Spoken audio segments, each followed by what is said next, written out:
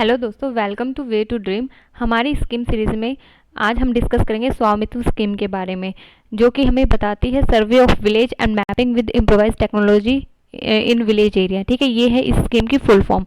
ठीक है, अगर हम इस स्कीम को इसके नाम से समझना चाहें तो हमें मेनली क्या करना है कि जो हमारे गांव हैं हमें उनका सर्वे करना है, उनकी मैपिंग करनी है, लेकिन टेक्नोलॉजी की हेल्प से। ठीक है, क्योंकि उससे पहले क्या होता था कि हाँ, सर्वे उससे पहले भी होते थे, लेकिन वो कॉपी पेन तक ही रहते थे। लेकिन आपको भी पता है कि अगर हम कॉपी पेन से कोई भी काम करते हैं तो कुछ वो चीज़ें मतलब सालों साल काम नहीं कर सकती। ठीक है, लेकिन अगर हम कोई डिजिटली काम करें, कोई टेक्नोलॉजी के हेल्प से हम कोई फाइल क्रिएट कर रहे हैं हमारे लैपटॉप में या फिर कंप्यूटर में या फिर मोबाइल फ़ोन में, वो काफ़ी टाइम तक रहते हैं क्योंकि डाटा स्टोर रहता है। ठीक है, मतलब उसमें गुम होने के चांसेस बहुत कम रहते हैं। ठीक है, न सिर्फ फाइल करप्ट होती है, बट हम उसको आजकल हमारी टेक्नोलॉजी इतनी ज़्यादा हो गई कि हम उस फाइल को फिर से रिस्टोर भी कर सकते हैं। ठीक है, अब हम इस स्कीम के बारे में जानने की कोशिश करते हैं। तो मेनली जो स्वामित्व स्कीम है वो मेनली गाँव को ध्यान में रख के चलाई गई थी। कि जैसे हमारे गांधी जी भी बोलते थे कि जो गाँव है वही हमारा असली इंडिया है। ठीक है, हमारे देश का जो दिल है वो गाँव है। ठीक है, वो शहर नहीं है। क्योंकि गाँव आप कभी भी देखना कि गाँव में जाके आपको ना एक बहुत ही पीसफुल सा एनवायरनमेंट मिलता है, बड़ी शांति से मिलता है। एक तो सबसे बड़ी बात कि चिकचिकबाजी नहीं होती, जो हमारे मेनली शहरों में हमें देखने को मिलती है और सुनाई भी देती है। चिकचिकबाजी मतलब आप समझ ही गए होंगे। ठीक है, तो अब हम देख लेते हैं कि न्यूज़ में क्या अभी क्या हुआ कि जो हमारे प्राइम मिनिस्टर नरेंद्र मोदी है उन्होंने इसको नेशनल लेवल पे इसको इम्प्लीमेंट करने की बात की है। ठीक है, अगर आप यहाँ से बात समझने की कोशिश करना, अगर नेशनल लेवल पे अभी इम्प्लीमेंट करने की बात की है तो इसका मतलब ये पहले इम्प्लीमेंट हुई थी, बट पहले किसी किसी स्टेट में हुई थी, तो हम उसको पूरा नेशनली नहीं बोल सकते। ठीक है, तो अब इसको नेशनल लेवल पे इसको इम्प्लीमेंट करने की बात की गई है। ठीक है, तो अगर हम इसकी बात करें स्वामित्व स्कीम के बारे में बात करें तो ये लॉन्च कब हुई थी? 24 अप्रैल 2020 में लॉन्च हुई थी। सॉरी, यहाँ पे अप्रैल शायद टाइप होने से रह गया, तो आप इसको एक बार नोट कर लेना। 24 अप्रैल 2020 को ये लॉन्च हुई थी। ठीक है, तो अभी 2021 में अगर जो हम न्यूज़ की बात करें तो ये न्यूज़ है 2021 की। ठीक है, तो जो हमारे प्राइम मिनिस्टर नरेंद्र मोदी है उन्होंने 24 अप्रैल 2021 को इन्होंने बोला कि हम अब इसको नेशनल लेवल पे इम्प्लीमेंट करेंगे। तो अब आप ये देखना कि 24 अप्रैल ही क्यों रखा गया है, इसकी डेट क्यों रखी गई है? कि जो हमारा नेशनल पंचायती राज डे है वो हम 24 अप्रैल को ही सेलिब्रेट करते हैं। ठीक है, तो जो हमारा नेशनल पंचायती राज डे है हमने उसी की डेट क्यों ली? क्योंकि जो पंचायती है वो पंचायत वो हमारी किससे रिलेट करते हैं? गांव से रिलेट करते हैं। अब गांव है तो पंचायत है। ठीक है, अब पंचायत है तो हमने इसलिए इसकी डेट रख दी 24 अप्रैल। ठीक है, तो कौन अभी इसकी ये गांव की स्कीम है तो किसके अंडर में आएगी? मिनिस्ट्री ऑफ पंचायती राज के अंडर आएगी। ठीक है, मेनली इसका ऑब्जेक्टिव क्या है कि हमें जो राइट्स ऑफ रिकॉर्ड मतलब राइट प्रॉपर्टी का जो हमारा राइट है उसको हमें रिकॉर्ड करके रखना है। ठीक है, तो अब आप एक नॉर्मल सी बात देखो कि अगर हम इसको समझने की कोशिश करें तो प्रॉपर्टी के जो प्रॉपर्टी है उसका रिकॉर्ड होना क्यों ज़रूरी है?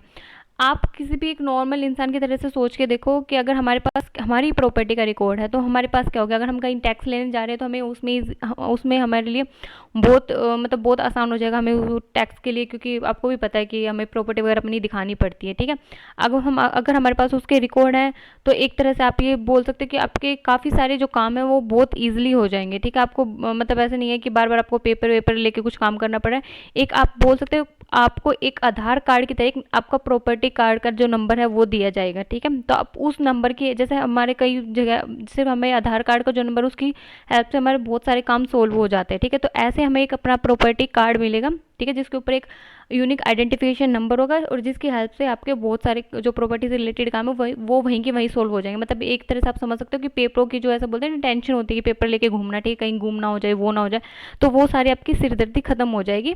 ठीक है, जो गाँव में, क्योंकि देखो आपको भी पता है कि गाँव के लोगों के पास बहुत सारी प्रॉपर्टी होती है तो उनकी ही ज़्यादा सिरदर्दी होती है वो। ठीक है, बेनिफिशियरी को मेनली कौन है? रूरल एरिया पीपल है, गाँव के लोग हैं।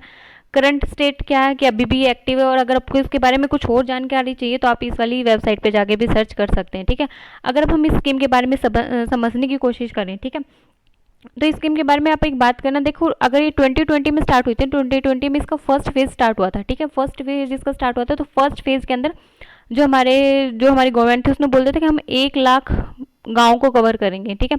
1 लाख कौन कौन सी स्टेट के गाँव को कवर करेंगे, जैसे महाराष्ट्र हो गया, कर्नाटका, हरियाणा, यूपी, एमपी, पंजाब और राजस्थान के बॉर्डर से रिलेटेड कुछ जो गाँव थे उनको कवर करेंगे, ठीक है।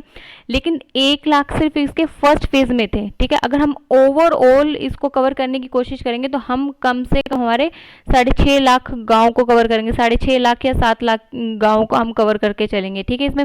और कब तक, 2024 तक। तो हम अगर इसको बोलना चाहें तो फोर मतलब 4 सालों की ये स्कीम है, ठीक है। 4 फेज मतलब ये फिर किस में काम करेगी, 4 फेज में ये काम करेगी, ठीक है।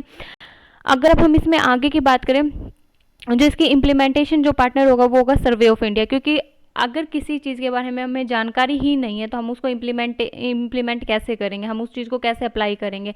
तो जो सर्वे ऑफ इंडिया वो आपको एक तरह से डाटा देगा, आप उसके साथ मिलकर काम करोगे, फिर आप इस स्कीम को क्या करोगे, इम्प्लीमेंट करोगे, ठीक है। उसके बाद क्या होगा, जो स्कीम है ये मैंने आपको बता दिया कि 4 साल तक कवर करेगी, ठीक है। पायलट फेज अभी स्टार्ट हुआ था। ये जो हमने अपने आपको जो मैंने आपको स्टेट बताई थी, महाराष्ट्र, कर्नाटका, हरियाणा, यूपी, एमपी, पंजाब और राजस्थान, ठीक है। किस स्टेट के कितने विलेजेस में काउंट होंगे ये आपको एग्जाम के पॉइंट ऑफ व्यू से देखने की जरूरत नहीं है, लेकिन आप फिर भी एक बार यहाँ से रीड आउट कर लेना कि कौन से स्टेट के कितने गांव इसमें कवर होंगे, ठीक है। लेकिन अब इसको अगर हम, ये था 2020 का डाटा था, ठीक है। लेकिन अगर हम 2021 की बात करेंगे तो 2021 में ये इन सारी स्टेटों को छोड़ के बाकी और स्टेट भी इसमें कवर होंगी, ठीक है। और उसके बाद अगर हम देखें तो इसके मेनली ऑब्जेक्टिव क्या है, ऑब्जेक्टिव इसके क्या क्या होंगे कि हम इसमें क्या करेंगे, मैपिंग करेंगे लैंड की, ठीक है। जीआईएस मैपिंग करेंगे। जीआईएस मैपिंग की यहाँ पे जरूरत क्यों पड़ी, क्योंकि देखो बहुत सारे डिपार्टमेंट है जो अपनी अलग अलग स्कीम चलाते हैं, लेकिन उनको भी उस स्कीम को इम्प्लीमेंट करने के लिए डाटा चाहिए होता है, मतलब उनको एक ऐसा बोलते हैं कि लैंड का डाटा चाहिए होता है। तो वो जीआईएस जो हमारा जीआईएस मैपिंग है उससे हमारा ये बहुत ईजी हो जाएगा, ठीक है। लीगल रिकॉर्ड होगा सारे ओनर के पास, मतलब अब ये ऐसा नहीं होगा कि जैसे कई बार, अब नॉर्मल सी भाषा में आप समझने की कोशिश करना, कई बार क्या होता है कि जैसे मान लो मैं किसी इंसान ने एक गांव में अपनी ज़मीन ली है, ठीक है।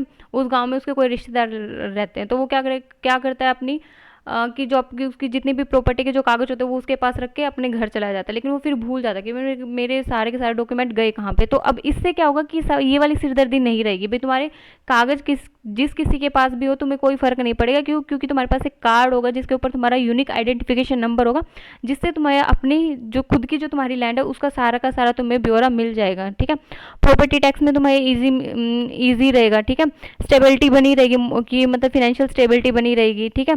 और जो लैंड को लेके जो तुम्हारे कन्फ्लिक्ट होते रहते थे, मतलब मैं तुम्हारा बोल रही हूँ, बट लैंड को लेके जो भी कन्फ्लिक्ट होते रहते थे एक दूसरे इंसानों के बीच में कि ये लैंड मेरी है, क्योंकि आपको भी पता है गाँव में क्या होता है कि जैसे किसी का एक खेत है, दूसरे इंसान का कोई खेत है, तो लोग क्या करते हैं कि जो वो नहीं बनता है उनके बीच का, जो क्या बोलते हैं पार्टीशन जो बनता है, छोटी सी वो बनती है, छोटी सी मतलब दीवार भी नहीं बोल सकते उसको, जो छोटी सी मिट्टी की जो बनाते हैं, ठीक है।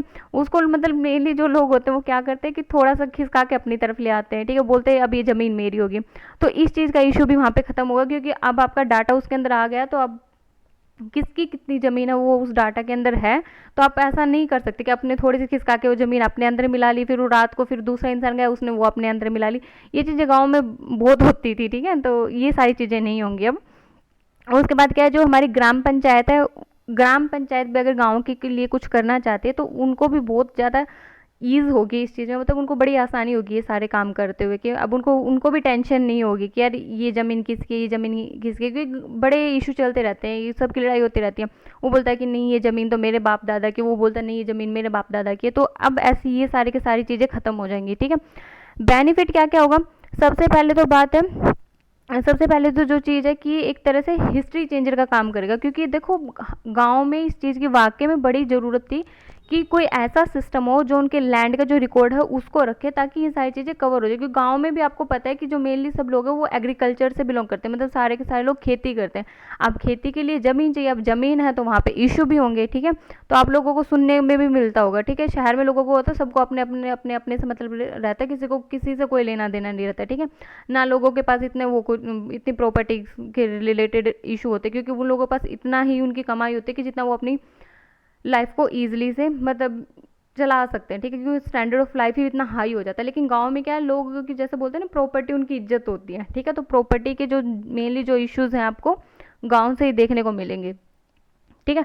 तो सबसे बेनिफिट ये होगा कि एक तो हिस्ट्री चेंजर का काम कर रही है कि हाँ ज़रूरत थी, लेकिन देखो होपफुली कि जो जितना भी गवर्नमेंट प्लान बना रही है ये सिर्फ पेपर में ही ना बन के रहे, ये एक्चुअली में भी काम करे, क्योंकि अभी ज़रूरत है लोगों को इस चीज़ की। ठीक है, फिनेंशियल स्टेबिलिटी बन जाएगी, लैंड रिकॉर्ड होगा हर ओनर के पास। ठीक है, और उसको मतलब ये जो कार्ड स्कीम के ऊपर अब उनके पास कार्ड है तो उनको लोन लेने में भी आसानी होगी। ठीक है, क्योंकि वो अपनी दिखा सकता है भाई मेरे पास इतनी थोड़ी सी ज़मीन है, इसलिए मुझे लोन चाहिए। ठीक है, अब क्या होगा फिर जीआईएस मैपिंग होगी, और जो सर्वे है वो एक टेक्नोलॉजी, मतलब टेक्नोलॉजी कौन सी टेक्नोलॉजी का यूज़ होगा इसमें, ड्रोन का यूज़ होगा। ठीक है, ड्रोन की हेल्प से टेक्नोलॉजी का यूज़ होगा इसमें, और ज़रूरी भी है ये सारी की सारी चीज़ें करना। ठीक है, लेकिन अब हम देख लेते हैं कि जो ये स्कीम है ना, जो हमारी स्वामित्व स्कीम है, ये नेशनल लेवल पे, लेकिन हर स्टेट में ना इस स्कीम का अलग अलग नाम दिया गया है। ठीक है, एक बार मैं आपको बता देती हूँ, एक बार आप प्लीज़ नोट डाउन कर लेना, क्योंकि शायद मैंने इस स्लाइड में ऐड नहीं किया है। हाँ, स्लाइड में ऐड नहीं है ये, तो आप इसको एक बार नोट डाउन कर लेना कि कौन से स्टेट में इस स्कीम को क्या बोला जाता है। क्योंकि देखो अगर हम किसी भी स्टेट एग्जाम की तैयारी कर रहे हैं ना, तो उसमें हो सकता है कि स्वामित्व स्कीम के बारे में स्वामित्व नाम से ना पूछे, उस स्कीम की जो लोकल जो लैंग्वेज है उसके नाम से पूछ ले। जैसे अगर हम हरियाणा की बात करते हैं तो इसमें बोल देते हैं टाइटल डीड। ठीक है, तो हो सकता है कि हरियाणा का कोई एग्जाम है तो उसमें सिर्फ इस नाम से पूछ लेते हैं। ठीक है, अगर हम कर्नाटका की बात करते हैं तो कर्नाटका में बोलते हैं रूरल प्रॉपर्टी ऑनरशिप रिकॉर्ड्स। ठीक है, अगर हम एमपी की बात करते हैं तो बोलते हैं अधिकार अभिलेख। अगर हो सकता है अगर कोई बच्चा एमपी का तो उनसे पूछ सकते हैं कि अधिकार अभिलेख की स्कीम है जो है वो किससे रिलेटेड है। तो अब अगर हमने सिर्फ स्वामित्व ही सुना है, हमें पता ही नहीं अधिकार अभिलेख क्या है, तो बच्चा वहीं पे एमपी का भी होके गलत करके आ सकता है। ठीक है, हो सकता है कि उसने स्वामित्व स्कीम के बारे में सुन लिया लेकिन नहीं पता, तो हो सकता है ये चांसेस बन सकते हैं। तो आप एक बार इनको प्लीज़ नोट डाउन कर लेना। सनद बोलते हैं इसको महाराष्ट्र में, स्वामित्व अभिलेख बोलते हैं इसको उत्तराखंड में, और घरौनी बोलते हैं इसको यूपी में। ठीक है, ये आपको टेलीग्राम पे एक बार मैं आपको मेंशन कर दूंगी कि किस स्टेट में इसको क्या क्या बोलते हैं। ठीक है, और ये सब मैंने आपको बता दिया कि इसमें नोडल मिनिस्ट्री का काम कौन करती है, मिनिस्ट्री ऑफ पंचायत काम करती है। ठीक है, इम्प्लीमेंटेशन का कौन काम करती है, सर्वे ऑफ इंडिया काम करती है। लेकिन आप एक चीज़ और ध्यान रखना कि अगर हम स्वामित्व स्कीम की बात करें, अगर हम इसको इम्प्लीमेंट करने की बात करते हैं तो इसमें कई बार क्या होता है कि क्वेश्चन पूछ लेते हैं कि मिनिस्ट्री और कौन कौन सी वो क्या बोलते हैं नोडल मिनिस्ट्रीज इसमें काउंट होते हैं, मतलब और कौन कौन सी मिनिस्ट्री इसमें काउंट होती हैं। तो आप देखना अगर स्वामित्व गांव के हम काम करते हैं, तो अगर गांव का कोई भी काम है तो जिस स्टेट का वो गांव है उस स्टेट की भी हमें ज़रूरत होगी, तो हमें स्टेट पंचायती राज डिपार्टमेंट भी वहाँ पे काम करेगा। ठीक है, अगर हम लैंड से रिलेटेड बात करें तो स्टेट रिवेन्यू डिपार्टमेंट भी वहाँ पे काम करेगा। ठीक है, अब जिसकी जो प्रॉपर्टी है प्रॉपर्टी ओनर भी वहाँ पे इंक्लूड हो जाएगा। ठीक है, अब जिस गांव में है तो ग्राम पंचायत भी वहाँ पे इंक्लूड हो जाएगी। ठीक है, अब जो इन्फॉर्मेशन दे रहा है तो नेशनल इन्फॉर्मेशन सेंटर भी वहाँ पे इंक्लूड हो जाएगा। ठीक है, ये आपको ये दो चीज़ें हैं जो मैंने स्लाइड में ऐड नहीं की है, वो मैं आपको टेलीग्राम चैनल पे मेंशन कर दूंगी, आप वहाँ से जाके नोट कर लेना। क्योंकि देखो किस स्टेट में किस इस स्कीम को किस नाम से बोला जाता है, ये मुझे लगता है कि बहुत ज़रूरी है किसी भी एग्ज़ाम से रिलेटेड। हर स्टेट जिस भी स्टेट में ये अभी तक इम्प्लीमेंट हुई है उस स्टेट के एग्ज़ाम से रिलेटेड। ठीक है, ये सब कुछ था इस स्कीम के बारे में। Thank you so much.